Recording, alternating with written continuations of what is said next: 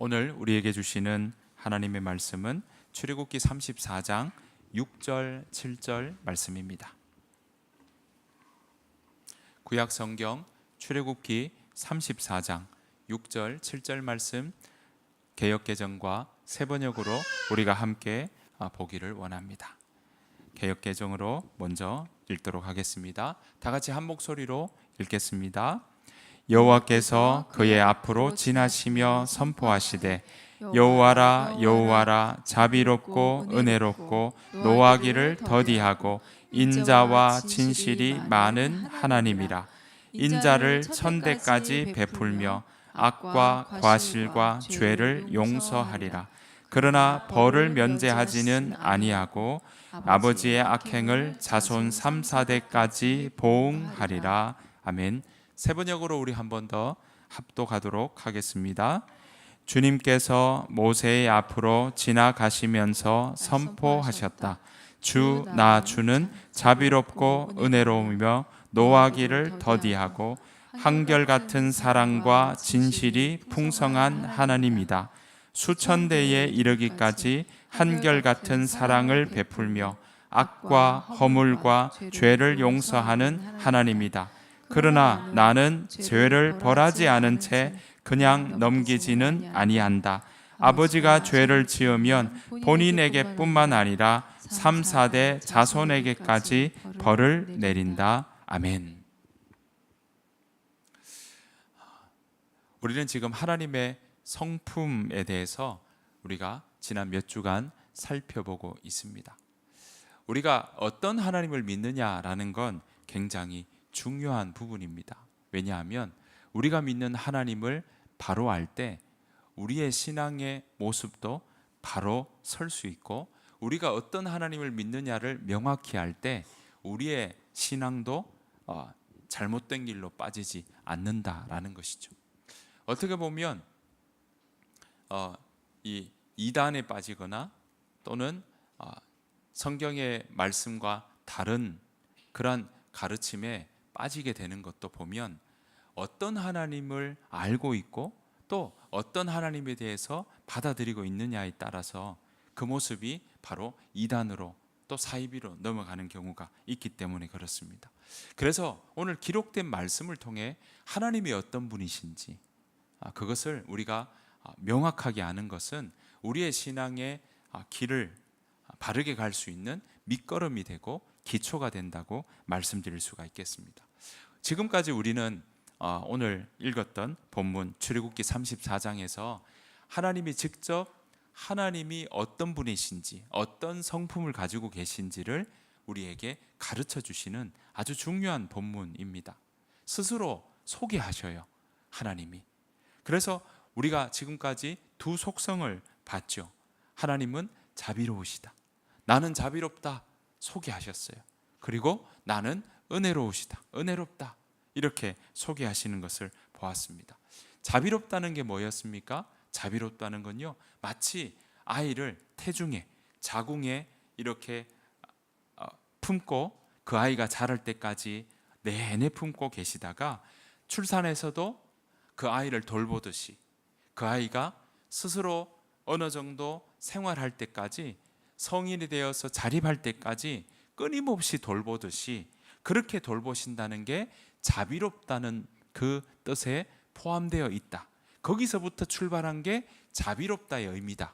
우리가 그렇게 살펴보았고요. 또 두 번째는 은혜로우시다라는 걸 우리가 살펴보았습니다. 은혜가 뭐였습니까? 그 은혜는 사람들 가운데도 은혜가 있다 그랬어요. 사람들 가운데 은혜는 어땠습니까? 자격이 있어야, 조건이 있어야, 그 기준에 맞아야만 베푸는 호의가 바로 사람들 사이에서의 은혜다라고 말씀드렸어요. 그런데 하나님은 바로 그 하나님의 호의는, 하나님의 은혜는 자격 없는 사람에게 베푸는 것이 하나님의 은혜였다라고 말씀드릴 수가 있습니다. 자비와 은혜, 이건 참 좋게 들립니다. 또 따뜻하고 포근한 느낌을 줍니다. 하나님의 자비는 너무 커서요, 오늘 우리 이 현장의 예배장에 돌 지난 아이가 와 있어요. 그래서 소리가 날 수 있어요. 근데 우리는 막 이러죠.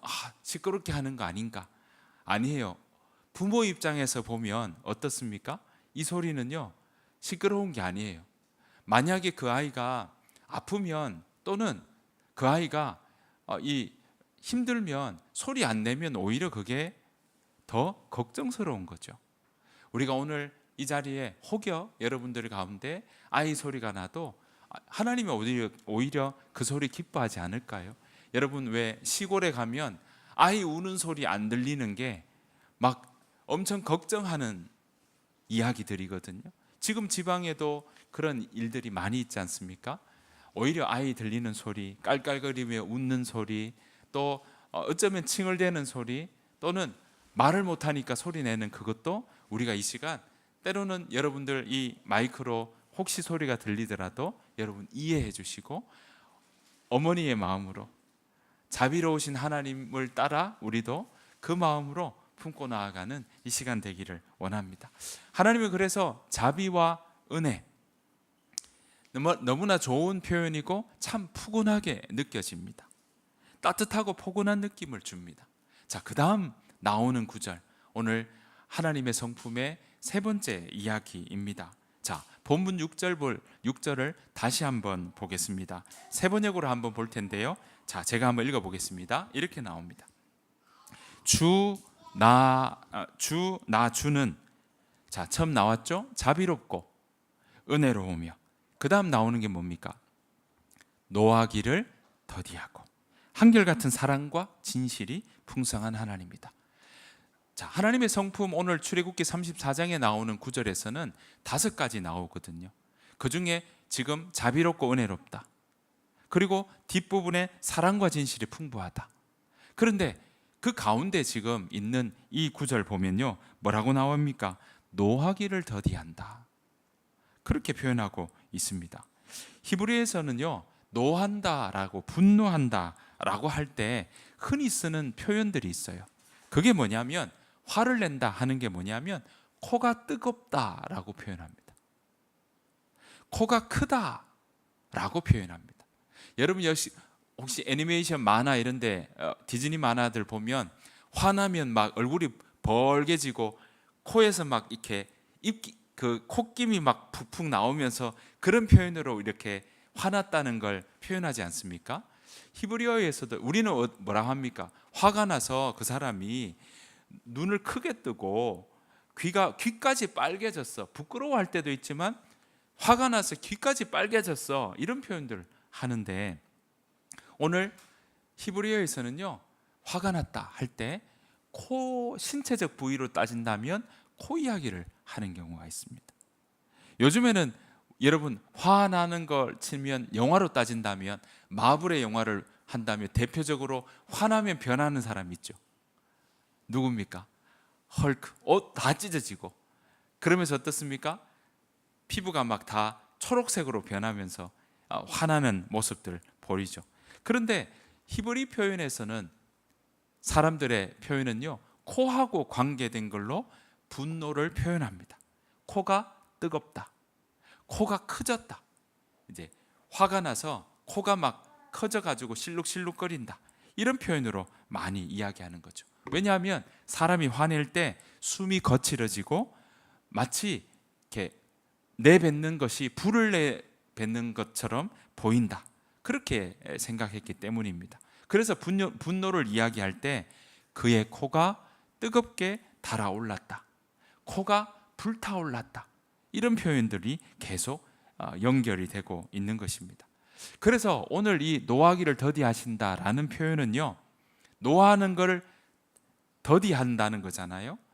왜 더디할 수 있느냐 하니까 이 표현도 코가 하나님이 길다, 이 표현으로 쓰고 있어요.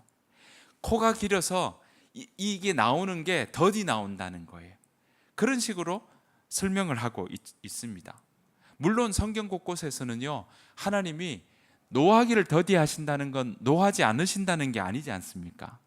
노하신다는 거죠. 어쩌면 우리는 이 하나님을 마치 구약에 나오는 하나님은 벌 주는 하나님, 분노하시는 하나님, 이런 걸로 우리는 이해할 때가 있다는 거죠. 물론 분노하시는 부분 분명히 있습니다. 찾아볼 수 있어요. 그 분노하는 모습들은 우리가 그 예를 한 두 가지 정도 찾아볼 수 있는데요. 곳곳에 나옵니다. 먼저 민수기입니다. 하나님 분노하시는 모습 분명히 있습니다. 자, 민수기 11장 1절 말씀입니다. 여호와께서 들으시기에 백성이 악한 말로 원망하매 여호와께서 들으시고 뭐하사? 진노하사 여호와의 불을 그들 중에 붙여서 진영 끝을 사르게 하시매. 민수기에도 나오고요. 구약의 뒷부분에 나오는 에스라, 역사적으로도 뒷부분이죠. 에스라 8장에 보면 이렇게 나옵니다. 개역개정에 이는 우리가 전에 왕에게 아뢰기를 우리 하나님의 손은 자기를 찾는 모든 자에게 선을 베푸시고 자기를 배반하는 모든 자에게는 권능과 진노를 내리신다 하였으므로. 그러니까 성경 곳곳에는요 다 진노하시는 하나님을 곳곳에서 우리가 찾아볼 수 있습니다. 자, 이런 진노 다 표현이 뭐라고요? 코와 연결되어 있는 코와 관련된 비유를 사용하고 있습니다. 그런데 하나님께서 이렇게 진노하신다라는 구절들을 보면서 사람들은요 자꾸 하나님이 무서운 하나님은 우리에게 엄한 하나님, 징벌하신 하나님, 분노하셔서 사람들을 징벌하시고 또 죽이시는 하나님으로 그렇게 여기는 경우가 많다라는 것입니다. 그래서 이런 부분, 하나님 진노하신다, 벌 내리신다라는 이야기들을 자꾸 보니까 사람들이 그런 하나님 나는 좀 불편해, 그런 하나님 나는 좀 싫어, 이런 사람들도 있고요. 그런 분노하는 하나님을 생각하니까 나는 그 하나님은 좀 이 거리를 두고 싶어. 또 안 믿는 사람들은 너네 하나님은 뭐 사랑도 하지만 벌 주는 하나님으로도 더 보이던데 라고 하면서 좀 꺼리낌을 두는 그런 사람들도 있는 걸 보게 됩니다. 왜냐하면 마침 이런 분노의 모습을 마치 하나님이 학대하는 것처럼, 사람들을 이렇게 괴롭히는 것처럼, 아니면 꾹 눌러서 어찌하지 못하도록 이렇게 억압하는 것처럼 보이는 그런 시선으로 볼 때가 있다라는 것입니다. 여러분, 여기서 우리는 그러면 하나님이 왜 이렇게 분노하시냐? 분명히 하나님의 성품에는 노하기를 더디하신다고 했는데 성경 곳곳에서는 분명히 노하시는 경우가 있더라라는 거죠. 그러다 보니까 우리는 구약을 읽을 때마다 왠지 경직되고 또 그 하나님이 우리에게 벌 주신 하나님으로만 이렇게 각인되는 그 모습들이 있다라는 것입니다. 그러니까 하나님은 정말 시도 때도 없이 분노하시냐라는 거죠. 시도 때도 없이 화를 내시냐라는 겁니다. 여러분, 성경 곳곳에 하나님께서 분노하신다, 진노하사 라고 하는 그 일들이 있을 때 하나님이 분노하시는 지점이 있어요. 하나님이 분노하시도록 하는 일들에 소위 말해서 방아쇠를 당기는 트리거 지점이 있는 거예요. 하나님의 분노하시는 지점을 살펴보니까 크게 세 가지 상황이 일어날 때 하나님은 분노하시더라는 겁니다. 자, 그 일들을 한번 살펴보기를 원합니다. 먼저 창세기 6장입니다. 세 가지 중에 먼저 첫 번째인데요. 그것은 뭐냐? 바로 폭력할 때입니다. 사람들이 다른 사람을 폭력할 때입니다. 창세기 6장입니다. 제가 읽겠습니다. 이때에 땅 위의 사람들은 하나님께 악을 행하였고, 그 다음 보십시오. 온 땅에는 뭐가 가득 차다고요? 폭력이 가득 찼습니다. 그러니까 서로 간에 폭력이 일어나는 거죠. 힘으로도 있지만 말로도 폭력이 일어날 때가 있죠. 그런 폭력이 가득 찰 때 하나님은 진노하셨다라는 겁니다. 두 번째, 억압할 때입니다. 자, 출애굽기 22장 22절부터 24절입니다. 자, 너희는 과부나 고아를 괴롭히면 안 된다. 너희가 그들을 괴롭혀서 그들이 나에게 부르짖으면 나는 반드시 그들의 부르짖음을 들어주겠다.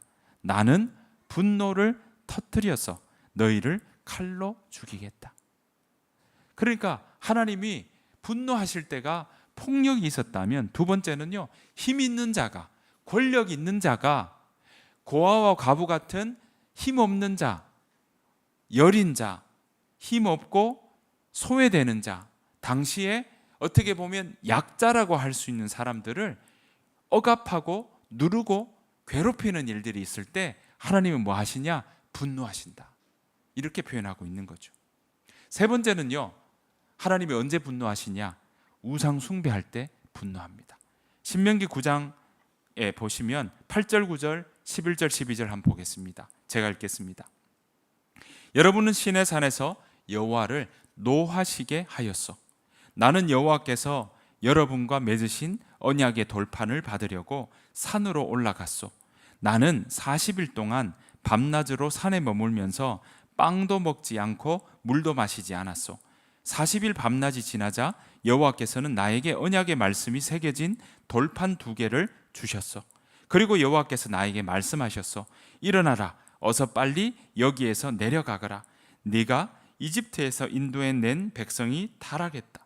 그들은 지금 나의 명령을 저버리고 자기들이 섬길 우상을 빚어 놓았다. 여러분, 하나님께서 지금 분노하시는 건 결국 서로 간의 폭력이 일어날 때, 힘 있는 자가 약자를 억압할 때, 그리고 하나님이 만들어 놓으신, 어떻게 보면 다스려야 될, 하나님이 우리에게 주어진 것을 오히려 다스리는 게 아니라 섬길 때, 돌로 깎아서 그걸 신이라 만들고 거기에 절하고 섬길 때, 우상 숭배할 때, 그때 하나님은 분노하신다라고 이야기하고 있습니다. 여러분, 분노하신다는 표현은요, 성경에 진노한다고 그대로 쓰이기도 하지만 또 다른 표현으로 사용되고도 있습니다. 그것까지 따지면 분노하고 또 하나님 화내시는 게 더 많이 보일 수 있습니다. 그것이 뭐냐? 바로 하나님께서 우리를 넘겨주신다, 하나님께서 내버려 두신다, 이렇게 표현하기도 하고요, 얼굴을 숨기신다는 표현도 있습니다. 다 이게 뭐라고요? 하나님께서 분노하신다라는 표현과 같은 의미입니다. 이런 표현들 성경에서 곳곳에서 찾을 수 있습니다. 대표적인 예를 한번 보겠습니다. 사사기 2장입니다. 곧 그들이 여호와를 버리고 바알과 아스타롯을 섬겼으므로. 자, 아까 우리 폭력, 억압, 우상숭배 중에 우상숭배에 해당하죠. 그때 그러니까 뭐 하십니까? 14절에 여호와께서 이스라엘에게 뭐 하사? 진노하사. 노력하는 자의 손에 뭐 합니까? 넘겨주었다. 다른 표현으로요, 진노한다 라는 표현이 되겠습니다. 그들이 노력을 당하게 하시며 라고 이야기합니다. 구약만이 아닙니다. 신약에는 보면요, 이런 표현이 있습니다. 로마서 1장 28절 말씀입니다. 또한 그들이 마음에 하나님 두기를 싫어하며, 하나님께서 그들을 그 상실한 마음대로 뭐 한다고요? 내버려 둔다. 그냥 둬버린다. 그래서 합당하지 못한 일을 하게 하셨다. 신명기 31장 17절에 보면 이렇게 나옵니다. 얼굴을 숨긴다는 표현이 나와요. 내가 그들에게 진노하여 그들을 버리며 내 얼굴을 숨겨 그들에게 보이지 않게 할 것인즉, 또 그들이 돌이켜 다른 신들을 따르는 모든 악행으로 말미암아 내가 그때에 반드시 내 얼굴을 숨기리라. 이 모두가 다 뭐 하는 겁니까? 하나님이 노하실 때 하는 표현들이다.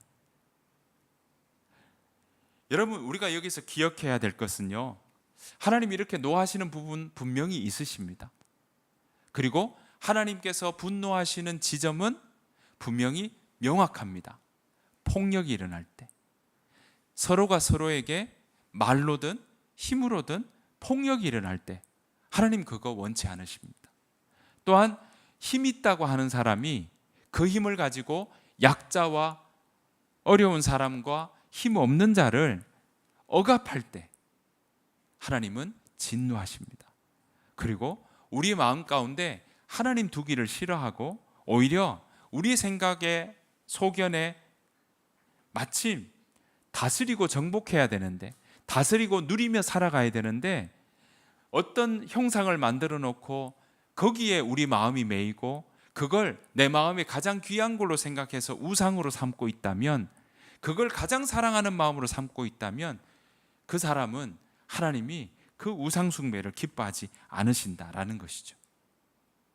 이렇게 성경 곳곳에 하나님의 분노는 분명히 나타납니다. 하지만 여기서 우리가 기억해야 될 것은, 이렇게 표현하니까 하나님의 분노나 인간의 분노가 마치 같다, 그대로 적용된다 라고 생각할 수 있지만, 아니요, 인간의 분노 그대로 적용된다고 할 수는 없습니다.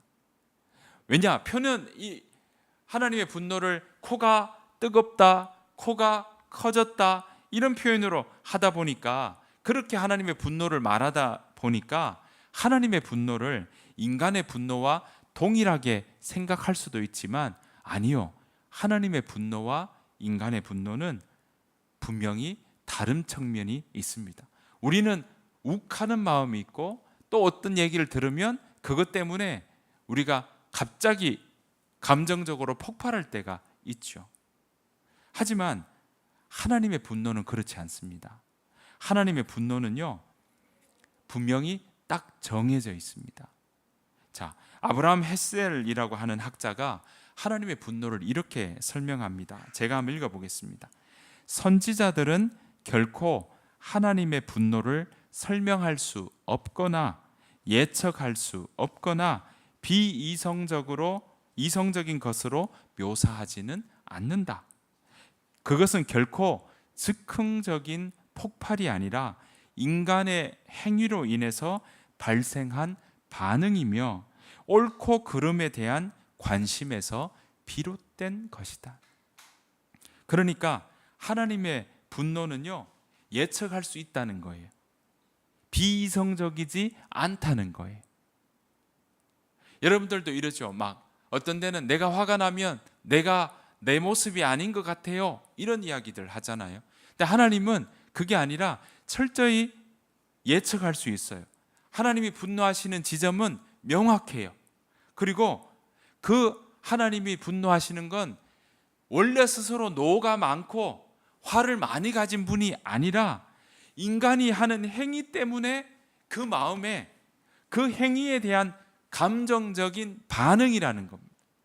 하나님 기뻐하시기도 하고 하나님 슬퍼하시기도 하고 하나님 때로는 우리를 보고 불쌍히 여기시기도 하는 그 감정을 하나님도 가지고 계시잖아요. 그런 감정들 중에 인간이 하는 그 모습을 보고 하나님이 노하실 때가 있다는 거죠. 왜? 여러분, 하나님은 어떤 하나님입니까? 의의 하나님이시니까요. 사랑의 하나님이시기도 하지만 의의 하나님이시니까 의롭지 못한 부분을 보면 하나님이 거기에 대해서도 무덤덤하게 넘어간다면 의롭지 않은 하나님이, 의로운 하나님이 아니신 거죠. 하나님은 의로우신 하나님이시기 때문에 불의를 하는 걸 보고 억압하는 걸 보고 폭력하는 걸 보면 하나님 그때는 거기에 대한 반응을 하시는 거예요. 그게 하나님의 분노하시는 모습인 것입니다. 그래서 하나님의 노하심은 즉흥적이지 않습니다. 사람이 다른 사람을 해치고 억압할 때 노하시는 거예요. 힘 있는 자가 가난한 자와 약자를 착취할 때 분노하시는 거예요. 하나님의 형상대로 지음받은 우리가 이 땅에서 하나님은 당부하셨어요. 온 세상을 다스리며 온 세상을 누리며 그렇게 살아가라고 우리에게 말씀하셨는데, 정작 다스릴 대상을 다스리지 않고 오히려 그걸 가지고 다스림을 역으로 받고 거기에 추종하고 따라가는 우상을 만든 모습을 보고 있을 때 하나님은 진노하시는 거예요. 그러니까 이 모든 것 왜 이렇게 진노하실까요? 폭력하고 억압하고 우상 숭배하는 그 모습들이 하나님의 형상을 따라 창조된 우리가 우리답지 못하게 되고 우리를 파괴하는 행위가 되기 때문에 하나님은 그렇게 하지 말라고 분노하시는 거죠.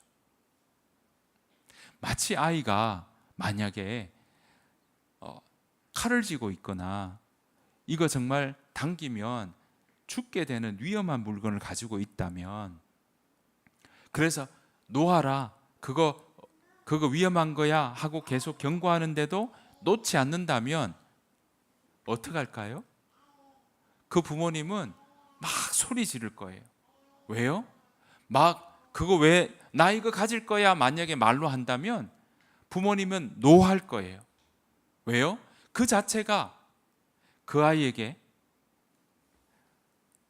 그 사람을 파괴하는 하나의 도구가 되기 때문에 그렇습니다. 여러분, 폭력도 또 억압도 그리고 우리 마음에 가지고 있는 우상숭배도 우리 자신을 갉아먹게 만듭니다. 그래서 자꾸 무너지게 만들고 우리를 부서지게 만든다는 것입니다. 스스로 멸망하는 행위가 바로 폭력이요, 억압이요, 우상숭배인 것입니다. 그래서 하나님의 형상대로 지음받은 사람들을 해치는 악이 바로 이런 모습들인 거죠. 그래서 하나님은 거기에 분노하시는 겁니다. 그런데 우리의 일상에는 어떻습니까? 폭력이 난무하죠. 억압하죠. 힘 있는 자가 힘 없는 자를 눌러야 살아가는 세상이라고 이야기하는 그런 모습들이 우리 가운데 너무나 많이 보게 됩니다. 여러분, 그런 세상에 우리는 살아가고 있는 거죠. 하나님, 그래서 그 하나님의 분노는 성경 곳곳에 보여집니다. 하지만 여러분, 아까 말씀드린 것처럼 하나님의 이 분노는 그저 늘 노를 가지고 계셔서 불을 뿜어내신 하나님이 아니라, 하나님은 우리가 하나님의 형상대로 바르게 서 나가기를 원하는 그 하나님의 마음이 있기에, 그 마음이 자비와 사랑이 그 가운데 있기에 우리로 하여금 그 진노를 바라서 우리가 다시 하나님의 자녀답게 살아가기를 원하는 것이 아버지 하나님의 마음이시라는 겁니다. 그래서 하나님은 분노로 끝나지 않으셔요. 성경의 이야기는 여기서 끝나지 않습니다. 하나님은 우리 인간이 스스로 파멸하도록 내버려 두지 않으십니다. 하나님은 분노하시지만, 그러나 오늘 하나님의 성품에서 스스로 말씀하시는 것처럼 노하기를 더디하십니다. 코가 길어서 분노하시는 것도 더디하신다고 우리에게 말씀하고 있는 것입니다. 그 말은 뭡니까? 하나님은 분노를 참고 참으시면서 오히려 그 일들을 완전히 이루시기 위해 하나님이 직접 나서십니다. 직접 우리를 구원하시고자 이 땅 가운데 오십니다. 이 이야기가 예수 그리스도의 십자가로 이어지는 거예요. 하나님이 우리 인간을 구원하시고자 이 땅에 직접 오시는 거예요. 직접 인간의 몸으로 오셔서 우리를 위해서 그 사랑이 무엇인지 직접 보여주시고,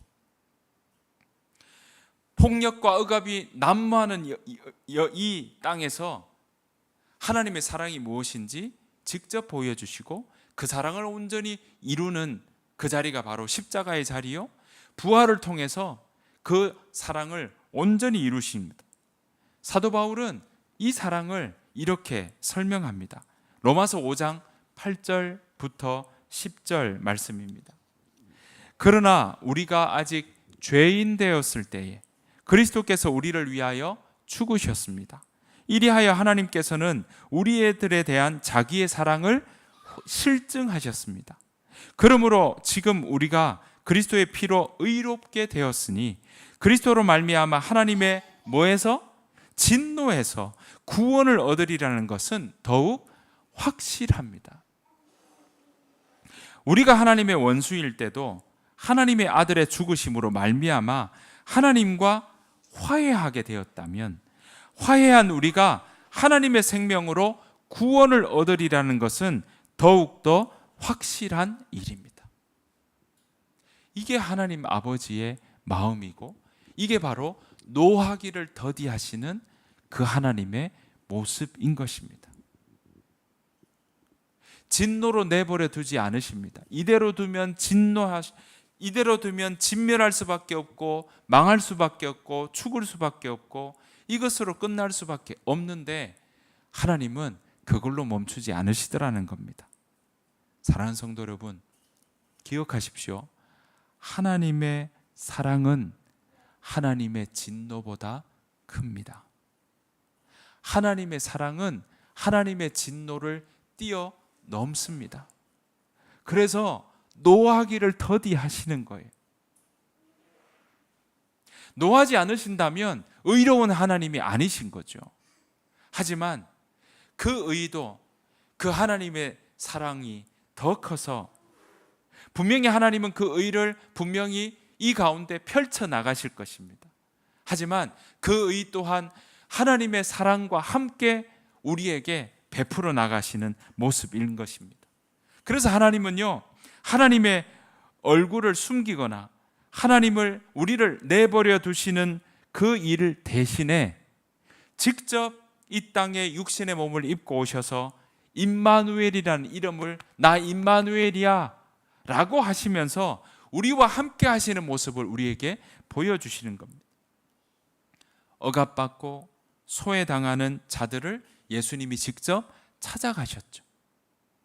당시에는 다 외면하는 과부들, 또 세리, 창녀들까지도 찾아가서 그들을 만나 주셨고 세리를 제자 삼아 주셨고, 그리고 돌로 치려고 하는 가늠하다 잡힌 자를 하나님은 돌더지지 않도록 먼저 죄 있는 자가 치라고 얘기하면서 나도 너를 정죄하지 않는다고 하셨습니다.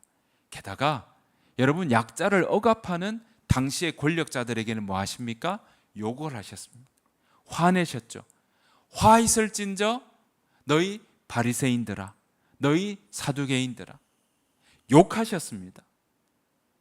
화 있을진저라는 말이 여러분들이 지금 흔히 듣는 그런 수많은 욕보다 당시에 훨씬 더 큰 욕이었고 큰 화였습니다. 당시의 대제사장들과 서기관들과 바리새인들과 사두개인들 앞에서는 하나님이 오히려 진노를 퍼부으셨습니다. 화내셨습니다. 그리고 예수라는 이름으로, 즉 구원하신다, 그게 예수라는 이름의 의미이지 않습니까? 그 이름처럼 십자가에서 구원하신다는 걸 어떻게 구원하는지 우리에게 보여주셨고, 우리로 하여금 이제는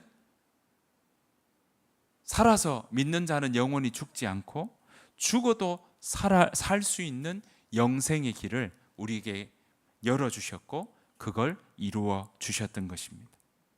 여러분, 이제 그 길이 우리에게 성경에 기록된 대로 우리에게 선물처럼 하나님 우리에게 주셨습니다. 모든 사람에게, 모든 인류에게, 앞으로 태어날 사람에게도 하나님은 그것을, 영생의 길을, 지금부터 하나님의 자녀가 되는 권세를 우리에게 열어주셨습니다. 선물처럼 모두에게 주셨습니다. 이거 나한테 주는 하나님께서 주신 선물이구나 인정하고 받아들인다면 그 선물의 리본을 풀고 열어보겠죠. 그러면 그게 내 것이 되는 게 하나님이 우리에게 주신 구원의 선물입니다.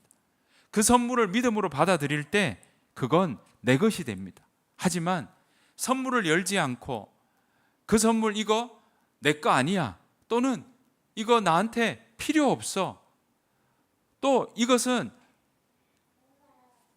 나에게 지금 있어서는 내 것이 아니라고 생각하며 만약에 그것을 열어보지 않는다면 여러분들에게 주어진 하나님의 선물은, 하나님의 선물, 그 구원은, 영생은 여러분들의 것이 되지 않을 수 있다라는 것입니다. 그 선택은 우리 모두에게 열려 있습니다. 그 선택은 우리 모두에게 다 부여되어 있습니다. 그 선택의 길은 여전히 우리에게 주어진 기회입니다. 여러분, 그 기한은 하지만 그것은, 그 선택은 기한이 있습니다. 그 기한은 바로 우리가 이 땅 가운데 있을 때까지, 또 예수 그리스도가 다시 오실 때까지 그 선물의 기한은 우리에게 있는 것입니다. 하나님은 그 기한 동안 하나님 뭐 하시냐? 참고 기다리십니다. 그래서 베드로후서 3장 8절에는 이렇게 하나님이 노하기를 더디하신다는 걸 우리에게 가르쳐 줍니다. 우리 같이 한번 읽어보실까요? 이 구절은요, 현대어 성경 버전으로 같이 한번 읽겠습니다. 시작. 그러나 사랑하는 형제들이여, 이 한 가지만은 잊어버리지 마십시오. 주께서는 하루가 천년 같고 천년이 하루 같습니다. 비록 때로는 주께서 다시 오신다는 약속이 좀처럼 실현되지 않고 너무도 지연되는 것처럼 보일지 모르지만 사실 주께서는 단 한 사람도 멸망당하지 않게 하시려고 죄인들이 모두 회개하고 돌아오기를 참고 기다리는 것입니다. 여러분이 참고 기다리는 것이 노하기를 더디하시는 하나님의 성품을 그대로 설명하고 있는 것입니다. 여러분, 참고 기다리시는 하나님의 마음이 바로 우리를 향한 하나님의 사랑의 표현입니다. 하나님은요, 사람들이 하는 일에 의해서 때로는 기뻐하시고 슬퍼하시고 괴로워하시기도 하십니다. 결국 하나님의 분노는 하나님의 성품, 기본적인 성품이 아니라는 걸 우리는 알 수 있습니다. 폭력과 억압과 우상숭배로 대표되는 그 악에 대한 하나님의 반응인 것입니다. 의로우신 하나님이시기에 그 악을 보면 분노하시는 거예요. 그 하나님은 그러지만 여전히 우리를 향한 사랑이 크기에 그 하나님은요, 노하기를 여전히 더디하시고 우리 모두가 하나님께로 돌아오기를, 회개하고 돌아오기를 참고 기다리신다는 사실입니다. 여러분, 우리가 이 땅 가운데 때로는 넘어질 때 있고 때로는 우리가 자빠질 때 있지만, 여러분, 하나님 그 자비와 은혜가 많으신 그 하나님 앞에 그 하나님의 뜻을 구하며 그 하나님의 생각을 우리가 구하며 우리 마음에, 우리 생각 가운데 하나님의 마음과 하나님의 뜻을 자꾸 담아서 우리의 생각이 하나님의 생각과 이어지고 하나님의 생각이 내 안에 가득해서 하나님의 생각을 따라 살아가는 저와 여러분들의 삶이 되시기를 간절히 축복합니다. 그 하나님의 생각을 따라가는 것이 의의 길로 걸어가는 길이요, 그 하나님의 생각을 따라가는 것이 우리가 하나님의 뜻 가운데 살아가는 길임을 우리는 기억해야 할 것입니다. 하나님의 생각을 채우는 것이 뭐라고요? 하나님의 얼굴을 찾는 겁니다. 하나님의 뜻을 구하는 것이 바로 하나님이 기뻐하시는 일이요, 우리가 하나님의 성품을 닮아가는 길인 것입니다. 여러분, 우리 모두가 하나님의 사랑을 사모하십시다. 하나님의 인도하심을 따라가십시다.